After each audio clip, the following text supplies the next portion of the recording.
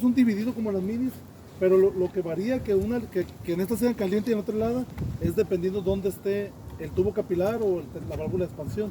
En este caso el capilar o la válvula de función de este equipo, si se fijaron, está abajo. Por lo tanto, como está abajo, esta línea viene siendo de alta. Si el capilar o la expansión estuviera aquí arriba, estas dos fueran frías. Depende, el ciclo básico depende de dónde esté la... va vaporcito ahí en eso. Ah, sí, así es.